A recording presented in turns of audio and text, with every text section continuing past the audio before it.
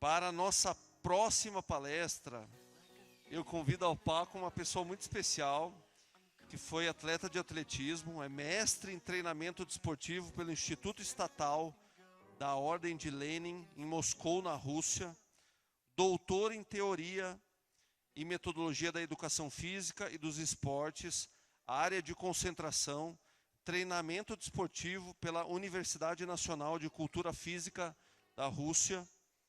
Atualmente é coordenador pedagógico da Academia Brasileira de Treinadores no Comitê Olímpico do Brasil, o COB. Pesquisador incansável, continua nos instigando, trazendo novas ideias para esse assunto que é tão importante e, ao mesmo tempo, talvez também tão polêmico em nosso meio. A detecção e desenvolvimento de talentos no esporte. Recebam, por favor, com muito carinho, o professor doutor Antônio Carlos Gomes. Vem para cá, professor.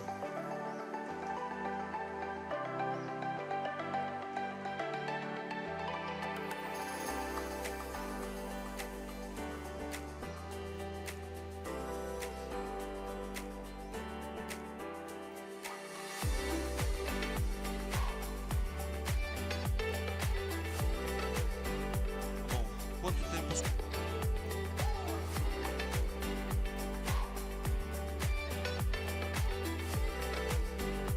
Professor, o palco é teu, ok? Alô. Use e abuse, eu estou à sua disposição. Temos as releretes também à disposição. Boa tarde. Nossa, rapaz, eu não tinha visto todo esse povo aí, viu?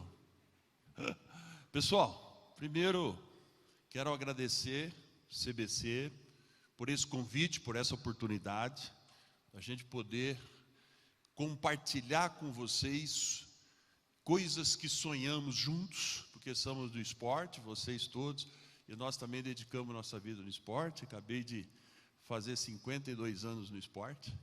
Comecei lá atrás, em 1972, como atleta, e ainda estamos por aqui. E acompanhando o evento, né, traz muita felicidade para a gente de ver que o país, que uma organização como o CBC, né, que o país está preocupado com a formação esportiva, com o desenvolvimento esportivo. Então, o que eu quero passar hoje para vocês, evidentemente, desgarrar um pouco da aula, é um bate-papo solto, tranquilo, mas em cima de alguma coisa que a gente vem estudando. Nós estamos já, nesses últimos 10 anos, com um projeto de pesquisa, juntamente com o professor Valdomiro de Oliveira, na Universidade Federal lá do Paraná, e com um projeto registrado no CNPq, na CAPES, e a gente está tentando responder algumas perguntas que todos nós temos.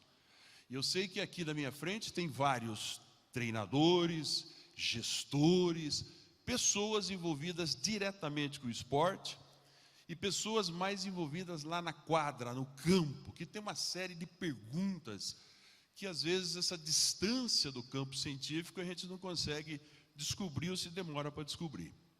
Então, obviamente, falar de um assunto como esse, falar de formação esportiva, talvez nós podemos discutir isso de diversas formas, na linha da filosofia, na linha da sociologia, na linha da biologia do esporte, tem vários caminhos a serem seguidos.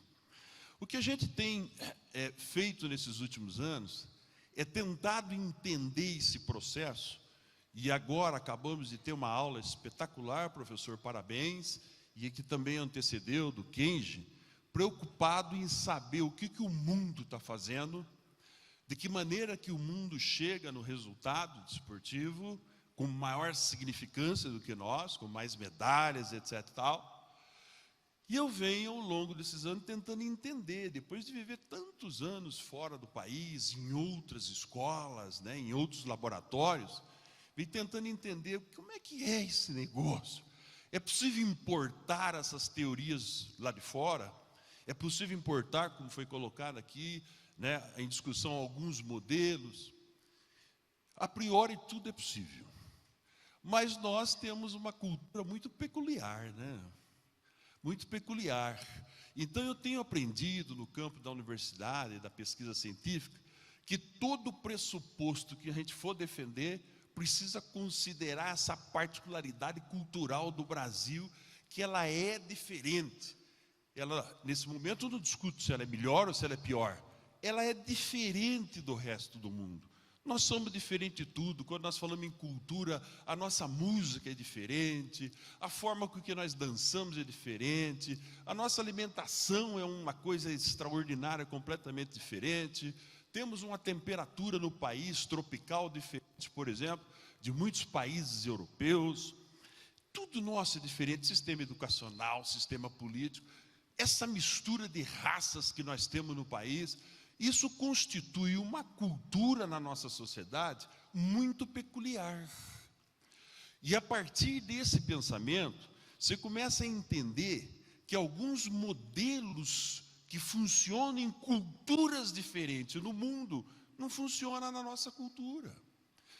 E, entre todos os modelos que nós podíamos discutir aqui, evidentemente que é a cultura do esporte. Então, quando nós falamos em cultura do esporte, o que será isso? Nós temos uma prática de esporte no Brasil de algumas modalidades. 10, 12, 14. Discutimos mais 5, 6, 7. Futebol, basquete, futsal, blá, blá, blá. Se a gente começar a andar um pouco mais, já complicou. Então nós temos uma cultura nossa, própria nossa. É romântica, é uma cultura emotiva que é nossa. Nós gostamos de esporte coletivo. Nós não temos dentro da nossa cultura a cultura do esporte do alto rendimento, por exemplo, onde várias pessoas viveram aqui no exterior, como eu vivi, que a cultura do alto rendimento não tem nada a ver, ou pouco a ver, com a cultura da nossa sociedade, da feijoada, do ano novo, da Páscoa.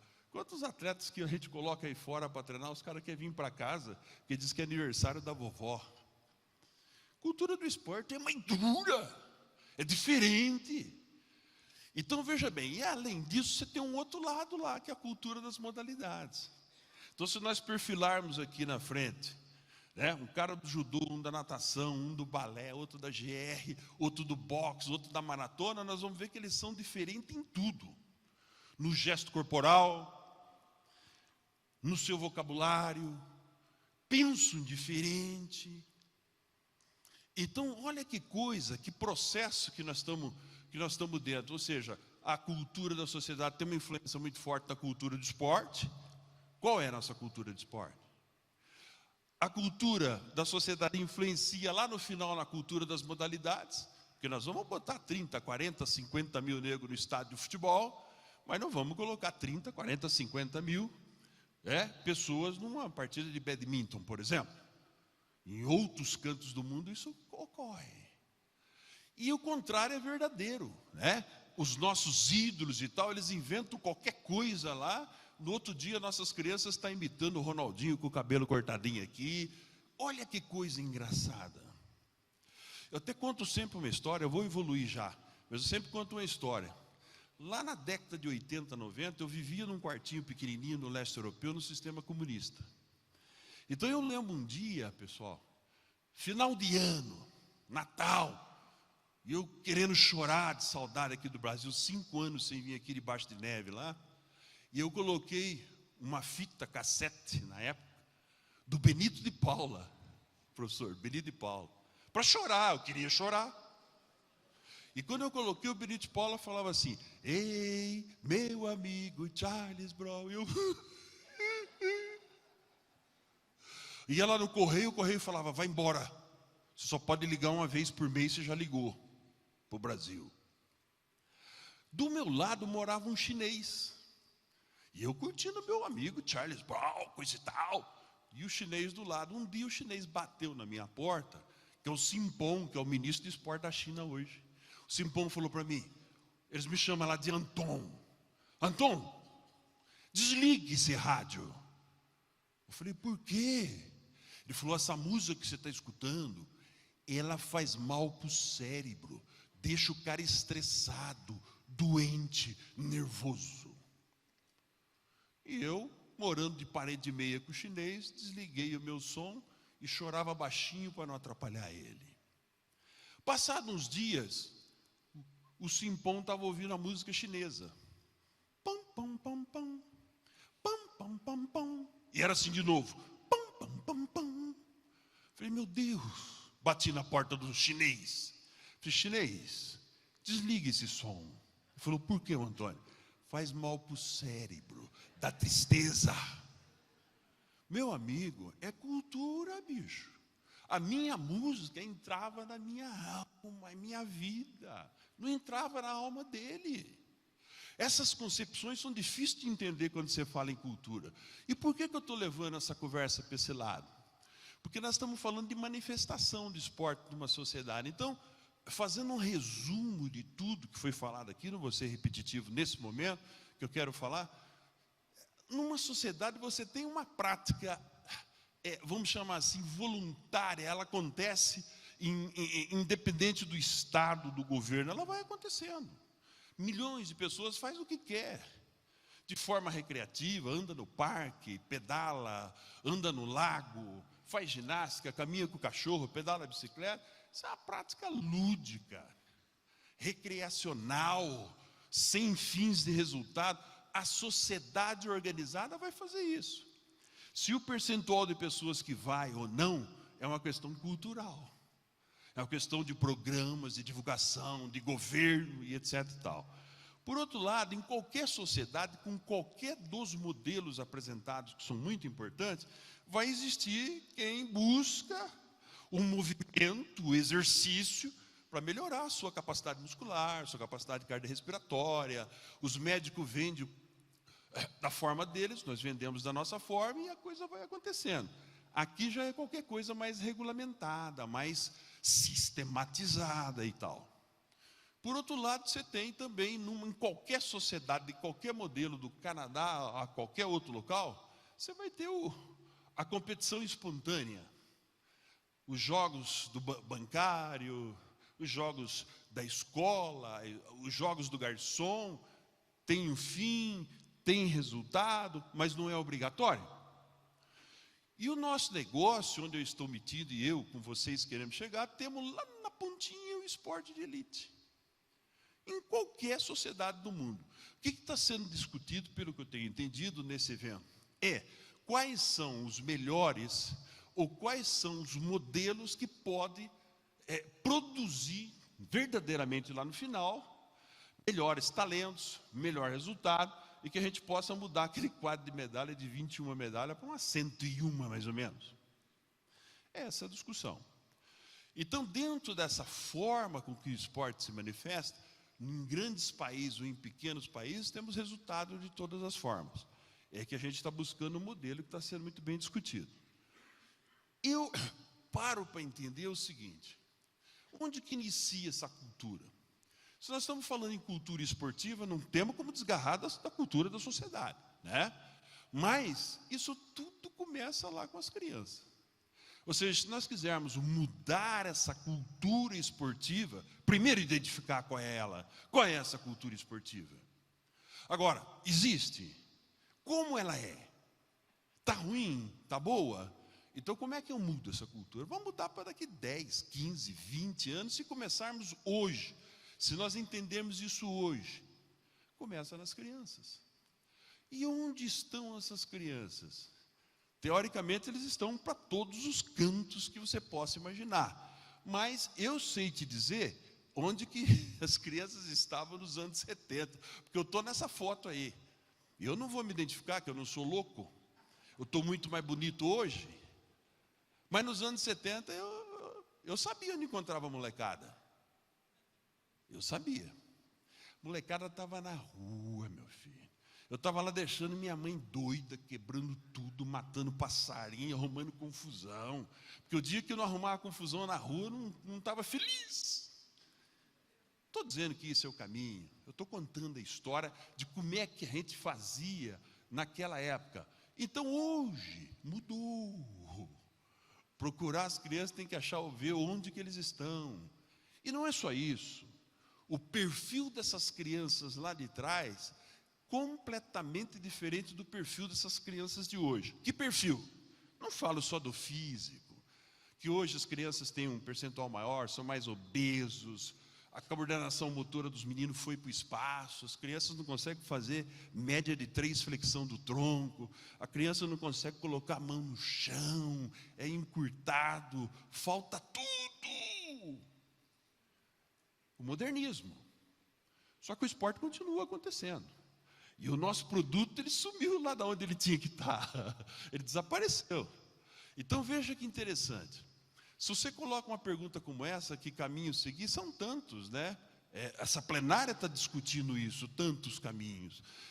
Mas eu acabei, depois de todos esses 50 anos, de acreditar que a ciência pode ajudar a gente de maneira extraordinária.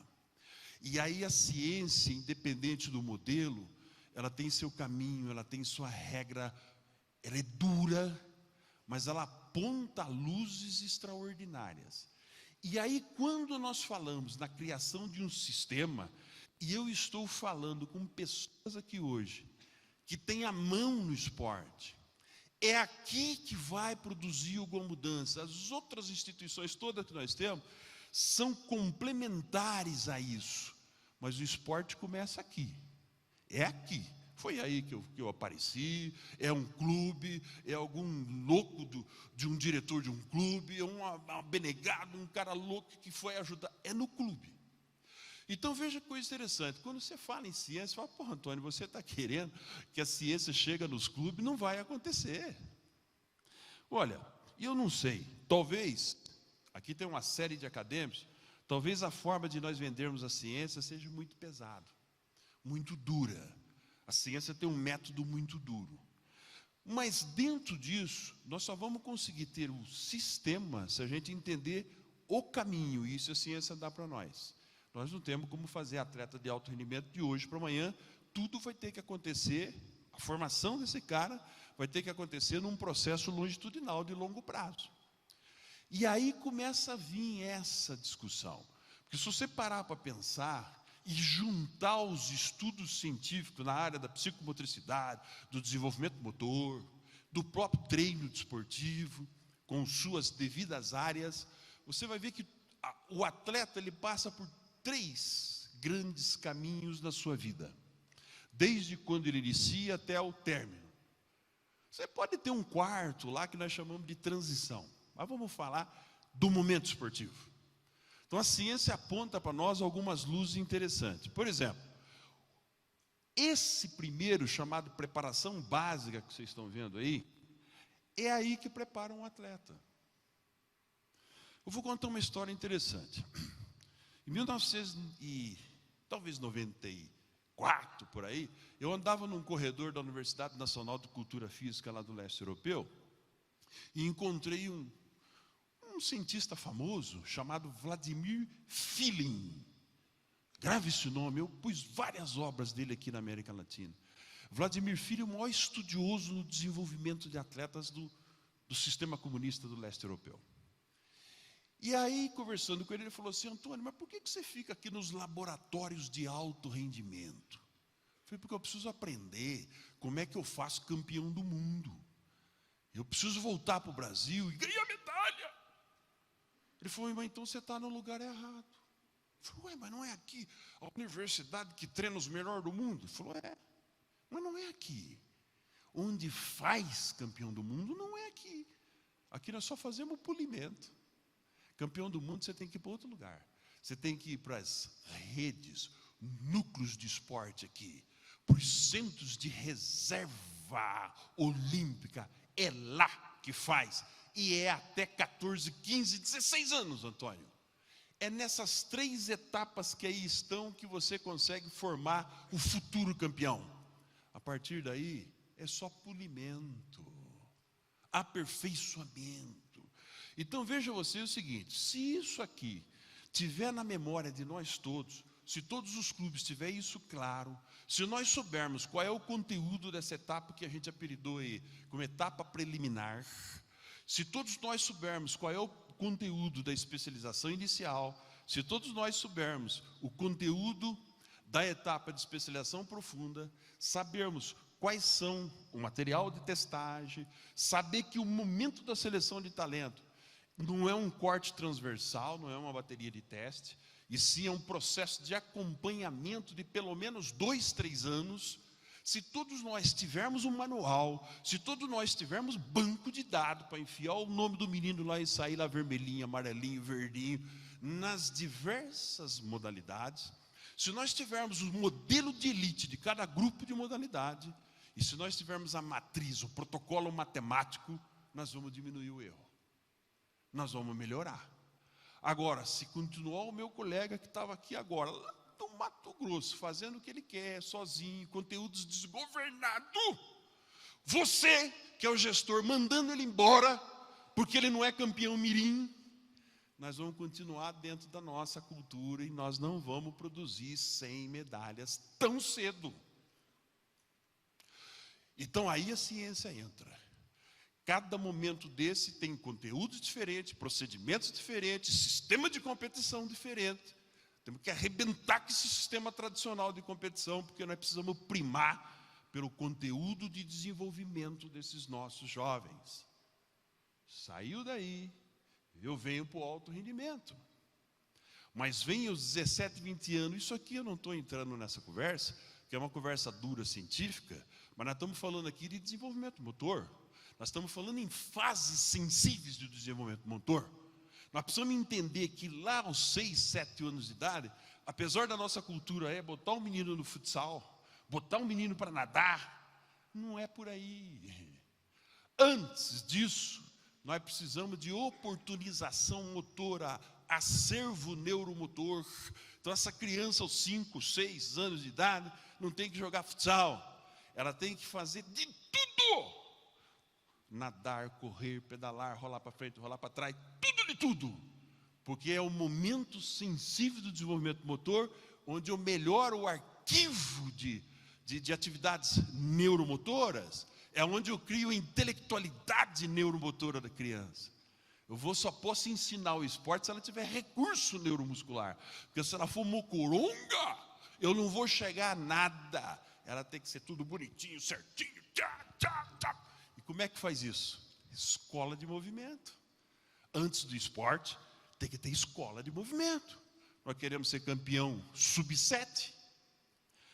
Bom, e aí, claro, vamos para a longevidade. A longevidade, se vocês dão uma olhada aí nas nossas publicações, eu tenho mostrado isso aqui em diferentes modalidades, que são diferentes. Umas duram mais, outras duram menos, esporte de maior potência menos, e assim sucessivamente. Então esse mapa que eu coloco aqui, deveria ser, para um estado que quer desenvolver esportista, deveria ser de conhecimento de todos, e não só esse mapa. Principalmente o que está dentro dessas chamadas etapas. Como é que é esse conteúdo? Como é que eu controlo isso? Não existe campeão no corpo. O campeão nasce primeiro na mente. Então, como é que prepara tudo isso? Bom, adiante. Quem quer talento no esporte? Quer essa discussão do talento? Já vi isso em tantos congressos mundiais, internacionais. É duro de responder, né? Mas basicamente é o seguinte, não tem, ele é o mais rápido aos 10 anos, vai ser o grande talento. É uma composição de fatores multifactorial.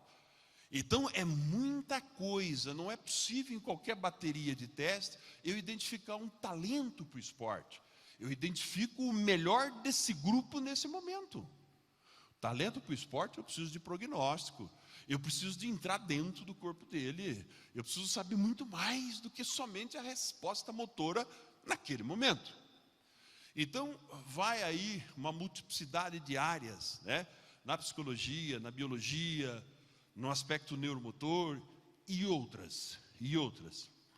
Por outro lado, o que significa selecionar um talento? Verdadeiramente você quer buscar alguém no nosso campo do esporte, alguém rápido, alguém resistente, estamos falando tudo de resposta motora, né? Alguém habilidoso, versátil, com inteligência motora, alguém com potencialidade biológica. Hoje a ciência tem tudo isso para mostrar para a gente, né? Só que nós não utilizamos. Por exemplo, quando nós fazemos um exame interno e começamos a perceber que o garoto tem uma bomba cardíaca mais forte que o outro, quem é melhor para o esporte? Percebemos que um garoto resiste mais à insulina do que o outro, quem é melhor para o esporte? Percebemos que a rede arterial de um, ou seja, o transporte de oxigênio de um, é melhor do que o outro, quem é melhor para o esporte? Nós precisamos enxergar mais longe do que o salto e o arremesso na cesta do basquete. Então vejam vocês que buscar alguns itens eu coloquei aqui, tomada de decisão, a competitividade do menino e vários outros aspectos que a gente pode conversar, precisa fazer parte do contexto do ensino das habilidades motoras e ensino do esporte. E durante todo esse processo de 1, 2, 3, 4, 5 anos, até por volta dos seus 11, 12 anos de idade, a gente consegue ir fazendo a identificação de diferentes fatores inerentes a determinada modalidade. E aí nós vamos conseguir realmente saber se o cara é ou não é. Ou seja, vamos conseguir tirar a pérola. Se eu partir do pressuposto que todos eles têm algum talento, eu preciso de alguém que tem múltiplos talentos para determinada modalidade. Porque se eu dizer que o camarada corre rápido e salta alto, e tem estatura alta, para que esporte que ele vai? Não sei. Vai para o vôlei?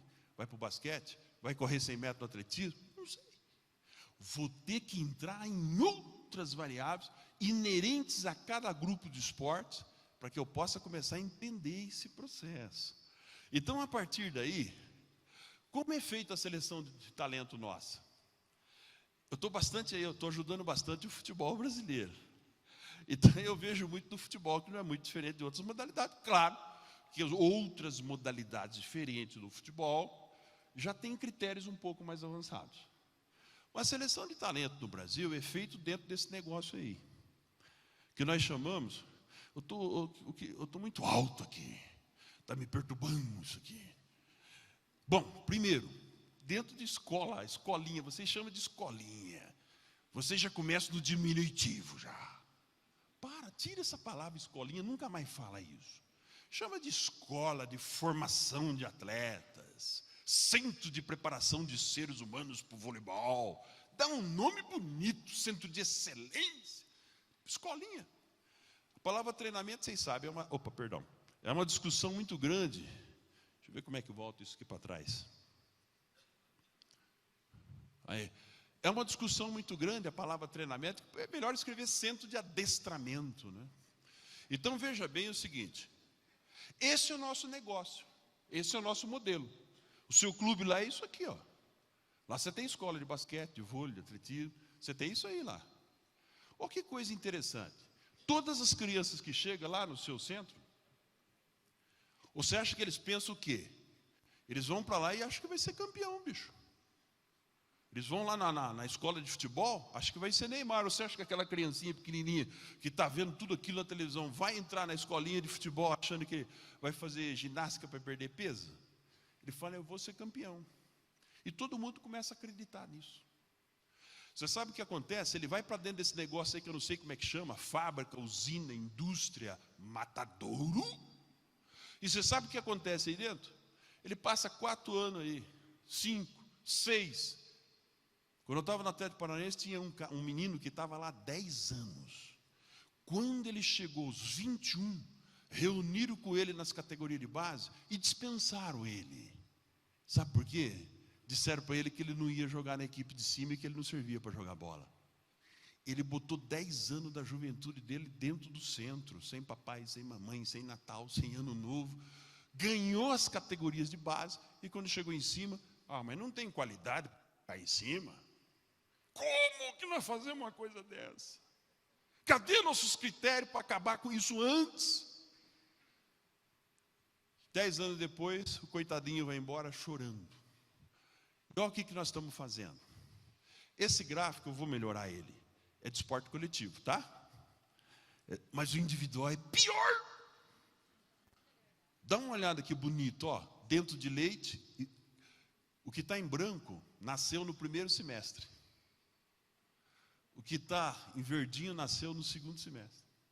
Quem nasceu no segundo semestre do nosso país não pode fazer esporte. Vocês mandam embora, seu bando. Vocês mandam eles embora. Olha o que vocês fazem ali no pré-mirim. Você pesquisa recente, dado de doutorado, doutoradinho, 6.000 atletas. Olha o que vocês fazem no pré-mirim. 90% dos crianças que estão nos seus clubes nasceram janeiro e fevereiro. Porque eu pego duas crianças de 10 anos de idade, uma que nasceu em janeiro, outra que nasceu em novembro. A que nasceu em janeiro é muito mais forte. Nós selecionamos o mais forte, porque ele está na frente, ele vai ser campeão mirim já. E olha o que acontece no infantil, no juvenil, nós turamos de vez. Mandamos todo mundo que nasceu no segundo semestre para casa. Evidentemente que eu estou falando com uma ênfase, né? Mas essa é a nossa realidade nacional. E você sabe o que chamou atenção? Se você olhar lá no último, no profissional, aí a gente quer aqueles que a gente mandou embora.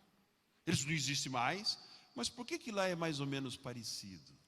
Porque lá está todo mundo maturado, né? E aí flui. E a pesquisa vai longe. O que nós fizemos? Peguei uma modalidade de futebol que quase nós não conhecemos no país e pegamos quase 1.000 dos melhores jogadores e fomos ver as datas de nascimento.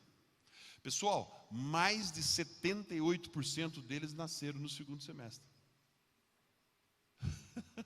Mas a gente não deixa eles treinarem. Olha aí, ó. O Pelé mesmo, né? O Messi ali no meio do ano e tal, e vai embora. O fenômeno, e vai. Se nós pegarmos isso de vôlei, de basquete, de voleibol, de qualquer coisa, atletismo, nós vamos ver que é a mesma coisa. Então, não estou defendendo a tese de que os caras mais habilidosos e mais talentosos nasceram no segundo semestre. Não dá para mim defender essa tese.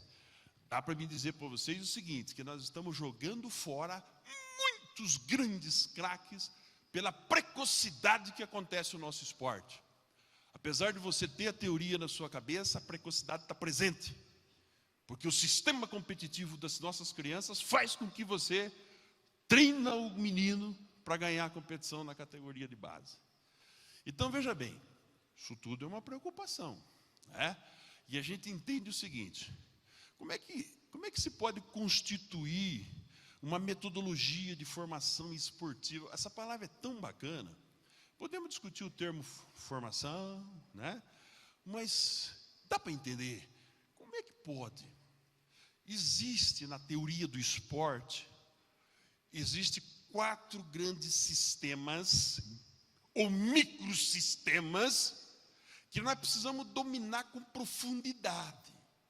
No modelo A esportivo, no modelo B, C, não importa. A caminhada por esses mundos afora me mostra que o problema não é só o modelo também ajuda. O problema é os procedimentos, o caminho, o conteúdo com que nós ordenamos isso tudo. E veja bem, estamos falando de um sistema de seleção de talento. Por que será esse sistema? Já estamos percebendo que não é pegar uma treina e sair medindo o cara ou arremessando aqui dizendo que ele é o melhor. É um complexo de fatores que precisa ser introduzido dentro dos clubes, iguais no país todo, porque aí nós temos referência, nós vamos ter banco de dados. Nós estamos numa plenária aqui nacional e internacional, das maiores que eu já fui nesse mundo, discutindo a formação esportiva, e não temos um método.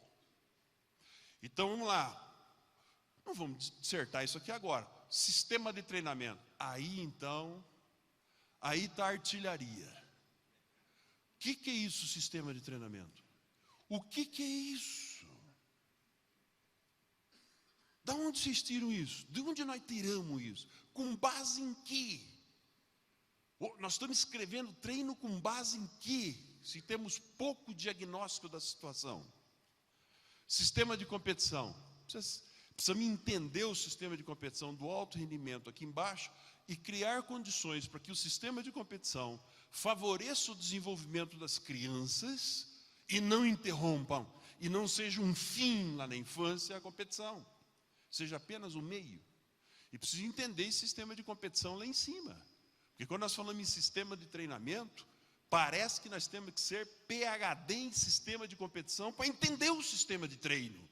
Senão nossos treinos saem em direção diferente. Mas aí já é uma questão mais fisiológica e tal, que é um outro momento. E os sistemas de fatores complementares. O que é o sistema de fatores complementares? Evidentemente que entra tudo, o material, a estrutura, a alimentação, o atendimento da saúde do garoto, a reciclagem. Olha, eu vou contar uma coisa para vocês. Eu cheguei aqui ontem pela tarde e fiquei por aí, nesses quartos por aí, estudando, lendo. E aí eu tenho uma concepção de um assunto, está relacionado com a adaptação de célula muscular, tá? Beleza. Quando foi ontem, alguém me mandou um artigo, eu tenho ele ali, posso disponibilizar. A concepção que a gente tinha moderníssima até antes de ontem caiu por terra, porque tem estudos novos contrapondo o que a gente pensava. Enquanto vocês estão sentados 3 dias aqui, no mundo, em algum canto, tem algo novo sobre o que nós estamos fazendo aqui. A gente não consegue acompanhar tudo isso. Nós precisamos de um programa complementar de reciclagem permanente sobre esses sistemas. Para mim, essa roda de sistemas é possível, a partir daí, você montar uma metodologia. O sistema é um modelo de esporte no país, é outra coisa, que nós estamos falando de operação, respostas ao que você precisa saber.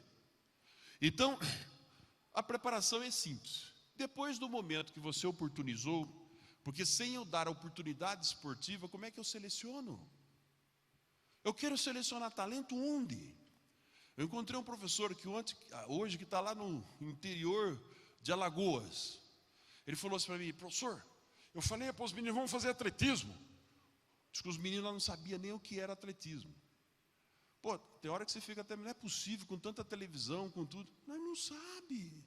A nossa cultura esportiva não existe. Ela vai acontecendo na vida da pessoa, ela não nasce com a pessoa. Nós não temos disciplinas teóricas para aculturar as pessoas. Eles não sabem no interior de Alagoas. E o professor está lá ensinando para eles o que é atletismo, o que é basquete, o que é handebol. Então, se eu não der a oportunidade, como é que eu seleciono? Primeiro, deixa ele brincar, jogar, aparecer, nadar. Aí eu começo a ter critérios para poder começar o processo da seleção de talento. Então, vamos lá. Seleciona. E a seleção não é tão precoce. Se vocês baterem na literatura, a gente tem feito revisões e discussões milenar nesses últimos anos. Calma para selecionar, calma. Antes, enche esse menino de capacidade neuromotora. Seleção é um pouquinho depois. Desenvolve. Aí vai embora, aperfeiçoou. E vamos polir e vamos curtir o resultado. Isso tudo tem critério, tem prognóstico, tem modelo matemático, tem tudo. A ciência tem tudo isso para nós. Provavelmente não está na sua mão. Você levanta de manhã, pega o saco de bola e vai trabalhar o dia inteiro, sonhando que vai sair um campeão um dia. De repente, às vezes até sai. E o seu campeão vai embora, que a federação nem chama você. Identificação e seleção de talento do esporte. Então, veja bem, essa discussão é uma discussão, onde que a gente vai fazer isso aí, né? Onde, como, quando? Quer dizer, as crianças estão por aí, né? Nos bairros, nas escolas, nos seus clubes, mas nas escolas. Pô, professor, o senhor é um homem que trabalha no alto rendimento, o senhor é favorável que na escola tem que ter esporte de competição? Eu não. Depende. Se o menino tiver 6, 7, 8, 9, 10, não. Mas se ele tiver 12, 13, 14, precisa começar a aprender esporte. Mas lá na escola eu preciso dar chance às pessoas. Assim como eu preciso dar chance ao camarada da arte, o cara que canta, eu preciso dar chance para aquele que tem destaque também no esporte. Por que não? É prioridade da sociedade? Isso é uma discussão que não dá para entrar nessa aqui. Mas existem as pessoas que precisam ter chance. Então, a avaliação precisa ser multidisciplinar e não num corte transversal. Precisa ter um acompanhamento. Então, você imagina o seguinte: quantas universidades federais nós temos no país. Se nós desenvolvermos a metodologia, credenciar as universidades federais, estaduais, privadas que tem em todo o país, nós temos mais de 1000 e poucos cursos de educação física no país. Se cada universidade dessa deter desse conhecimento, desse protocolo, nós temos em todo o país onde levar as nossas crianças para serem diagnosticadas. Aí nós estamos falando de modelo. Bom, a partir daqui, o que a gente tem proposto nos nossos estudos é o seguinte: o ideal seria que todas as crianças existentes no nosso país tivessem chance, tivessem alguma oportunidade. Todas as crianças, eu trabalhar um diagnóstico multidisciplinar, quase que impossível. Mas a gente pode ter uma primeira fase que a gente chama de talento motor. Talento motor. Coisas básicas, algumas medidas simples. A tecnologia hoje ajuda muito. Por exemplo, uma impressão digital, eu já sei tudo para onde que vai o menino. E a partir dali, você vai trazer os meninos que se destacarem lá no talento motor para o talento esportivo por modalidade. O que precisa para ser um futuro jogador de voleibol, de basquetebol, de handebol, nadador? O que precisa? Não dá para ser baterias de teste generalizada. Eu vou conhecer a matriz do meu basquetebol, vou fazer uma regressão, vou ter itens importantes morfológicos, fisiológicos, psicológicos e motores, e a partir daqui eu começo a ter indicador se ele vai ou não, qual é a probabilidade dele. Isso para cada grupo de modalidade. E aí a seleção dentro da modalidade, se é armador, se é pivô, aí é armador, com experiência lá dentro da modalidade. Ali não tem ciência que consegue decidir isso. Agora, a primeira fase, talento motor, e a segunda fase, talento esportivo, é possível dizer, esse menino é para esporte coletivo. Se é vôlei, se é basquete, se é handebol, vai ter que trabalhar ele. Falar, não, é aqui. E os modelos matemáticos vão mostrando onde que ele pontua mais, considerando o número de fatores essenciais da modalidade. Pessoal, então veja bem, qual é a ideia? A gente foi um pouco além. No mundo isso é menor. Essa primeira fase aqui, chama a letra A que vocês estão vendo aí, é onde a gente faz essa avaliação de talento motor. Veja que interessante, do número avaliado, 10% e menos de 10% delas avança para o talento de modalidade. Então não é fácil. O talento esportivo, o futuro atleta para ganhar medalha, não são muitos. Então se eu avaliei 100 garotos, menos de 10 vai para a segunda. Nessa segunda etapa, o processo é mais multidisciplinar. Nós vamos nos detalhes, eu quero conhecer tudo desse menino. Funcionamento do coração, capacidade respiratória, tipagem de fibra muscular. Ei, tem que gastar, bicho. Bom, desses 10 que foi lá para avaliação por modalidade, vai sair pouquinho, vai sair 2, 1. Aí eu mando para o treinador. Treinador, agora é com você. Decide aí, lá no atletismo, se ele vai correr 100 metros rasos, se é 100 com barreira. Olha lá no basquete, agora vê aí, tem tudo que precisa aqui, vê se ele é melhor armador, ala, lá no voleibol, e vai. Aí é lá.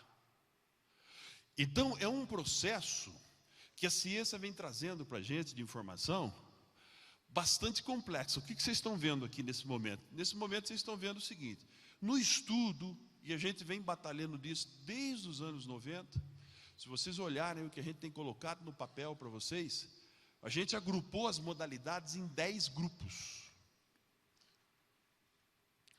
Aqui tem 8. 10 porque entrou os esportes radicais, né? E os esportes de mesa. Os esportes olímpicos são 8 grupos que estão aqui. Para cada grupo desse aqui que vocês estão vendo, existe uma matriz. Vocês querem saber, né? Calma, vai para o próximo congresso. Olha o Lula, viu o Lula ali? Ó. Ele quer saber a matriz do basquete, que ele falou, agora eu vou deitar e vou rolar.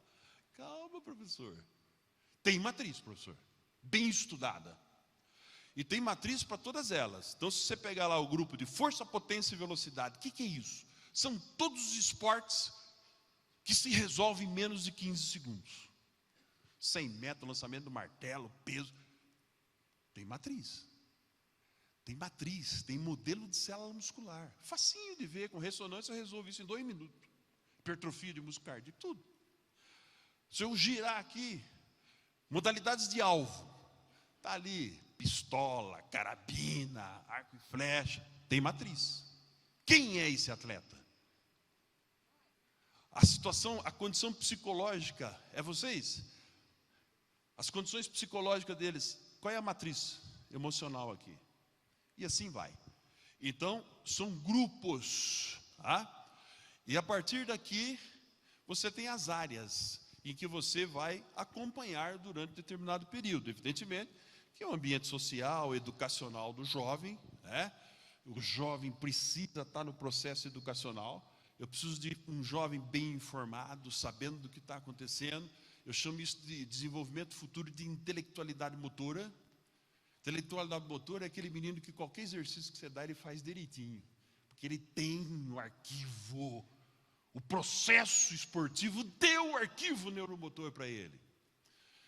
Psicológico, morfológico, potencial biológico. Habilidades motoras e interesse também, né? Interesse, eu já participei de alguns trabalhos desses, pessoal. E o menino ou a menina mostravam extraordinariamente um dote, por exemplo, para ginástica rítmica. E a menina falou assim, eu não gosto, eu não quero. Então ela não estava mostrando dote. Já tinha um problema aí contrário. Ela tinha o dote corporal, tinha força, tinha flexibilidade, tinha o balístico, mas ela não gosta. O que nós vamos fazer? Eu tenho até uma história para contar. Eu casei no passado com uma jogadora de basquete. Rápida, armadora. E eu enganei um pouco no salto. Nós somos bons. Nasceu uma menina. A menina, nós fizemos lá os cálculos, vai atingir 1,76m, 75. Falei, e aí? Nasceu a campeã do mundo. Nasceu a campeã do mundo. E a mãe, nossa, e rápida, a mãe é rápida, ela ficou rápida, ficamos tudo rápido. Em casa a gente tem que comer, era rapidez, come rápido, tudo rápido. E aí foi. Eu levava para a universidade comigo, eu ia dar aula, largava ela naqueles colchão de ginástica, ela ficava lá, quebrava aquilo tudo na universidade, para todo lado e tal. Passou o tempo. Aos 12 anos ela chamou eu e a mãe dela para um almoço. Disse, nossa, a filha chamou nós para almoçar. Minha filha sentou, olhou para mim, para a mãe dela, e falou assim, olha, eu não gosto de esporte.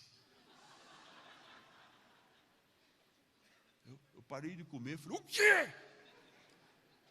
Campeão, só via medalha nela.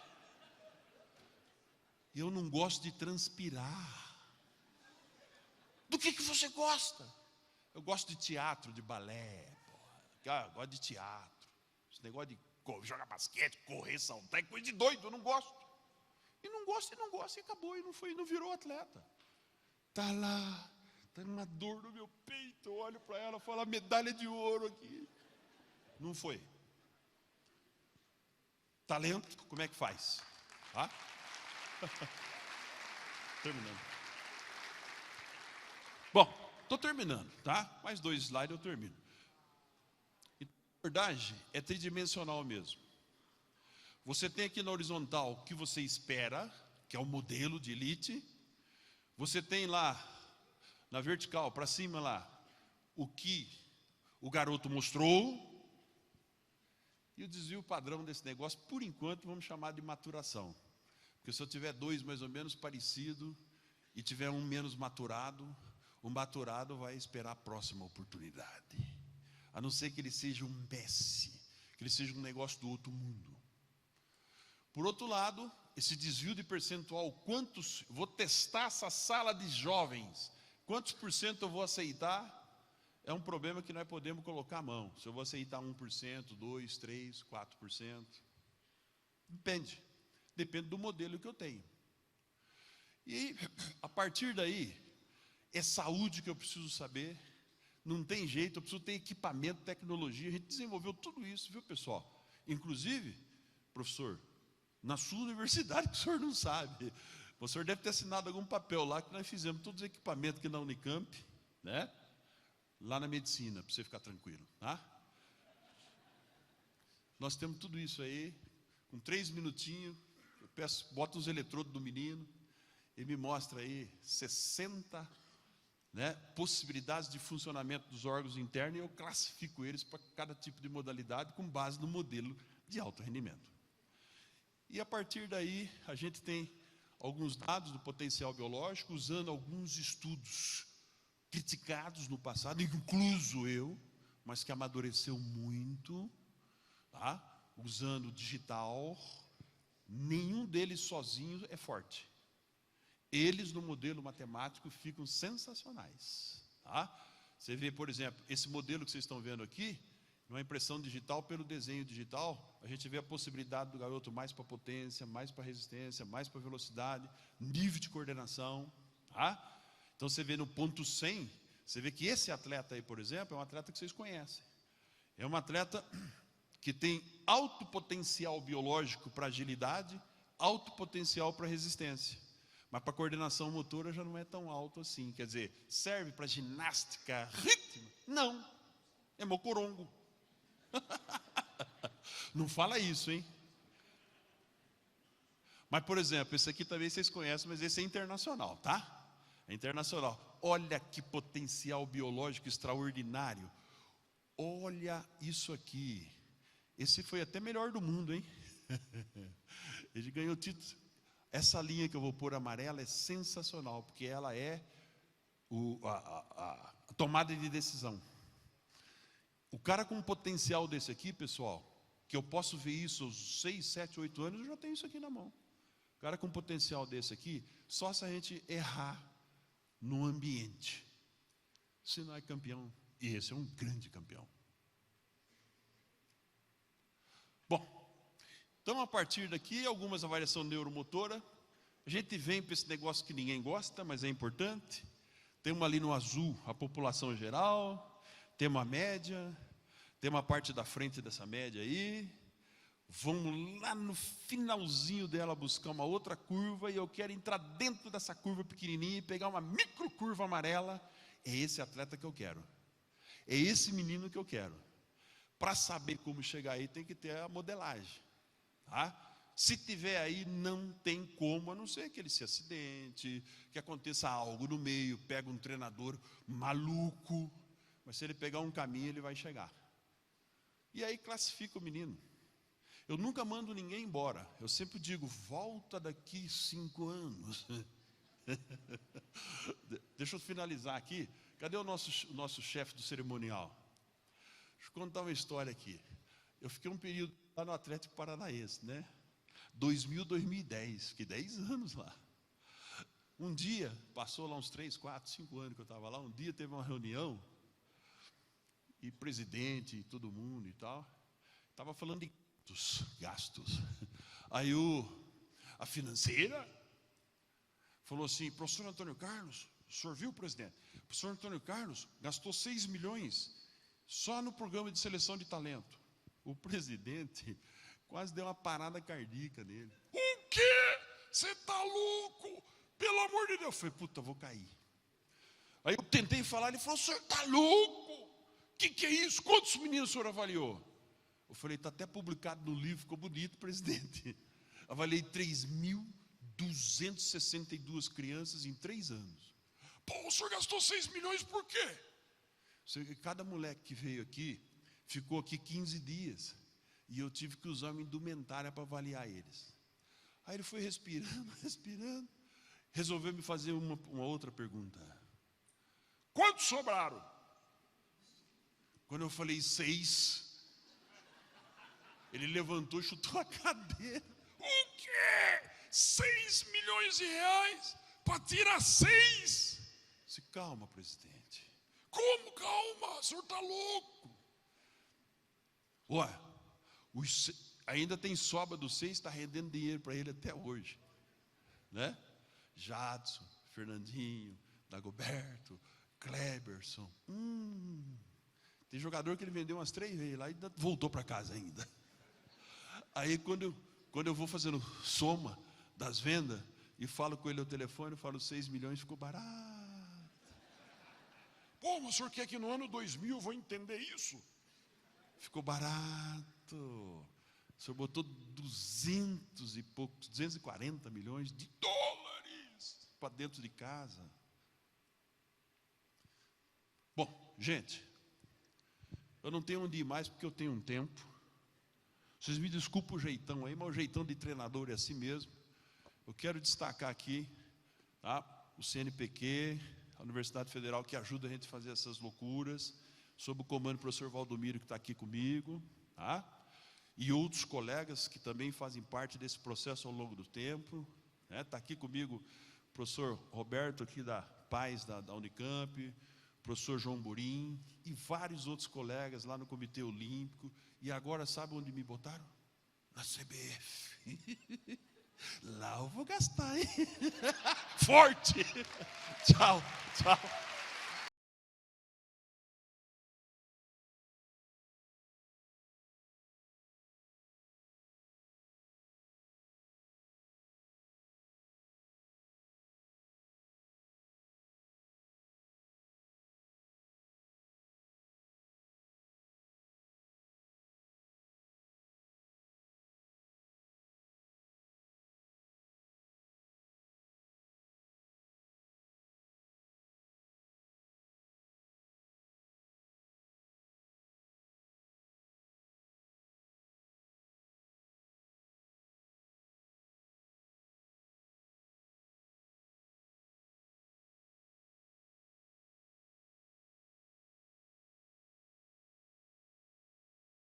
Muito gentil, trouxe 10, eu posso chamar de livro, professor? Isso aqui é um guia, um manual. Um manual, tá? Esporte, formação de atletas em infância e adolescência, professor Antônio Carlos Gomes, PhD. Professor, quer falar um pouquinho do livro para a gente? E aí depois eu falo para vocês o que a gente pensou para fazer uma dinâmica para vocês também ganharem. Alguns serão contemplados, obviamente. Quer falar um pouquinho para a gente? O livro é parte dos nossos estudos, então a gente vai colocar uma coletânea com parte dos estudos. Primeiro com uma base teórica, depois a gente vai começar a evoluir dentro de tudo que eu falei aqui para vocês. Tá? Sensacional, professor. O professor trouxe 10.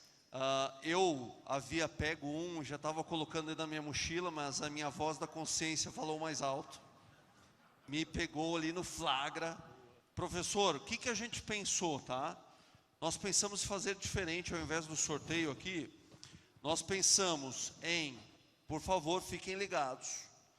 As primeiras 10 pessoas que seguirem o perfil no Instagram, CB Clubes, curtirem e comentarem na última foto postada, que é da equipe do CBC, junto com os babies do judô e do basquete, vão ganhar um exemplar. Onde retirar o exemplar? Na secretaria do evento, após o final da plenária de hoje. Boa. Eu gostei, professor. Boa, Tudo bem? Boa, manda ver. Professor, eu vou te mandar uma mensagem em breve para saber. Aliás, professor, quem quiser adquirir, como faz? Não sei se eu te coloquei vai pelo justa. Instagram, Prof. Antônio C. Gomes. Prof. Antônio C. Gomes. Maravilha. Eu serei o primeiro a curtir, comentar, seguir e pedir um livro. Tá bom. Obrigado. Professor, sensacional. Obrigado. Muito obrigado, muito obrigado. Gente, uma salva de palmas. Professor. Sensacional.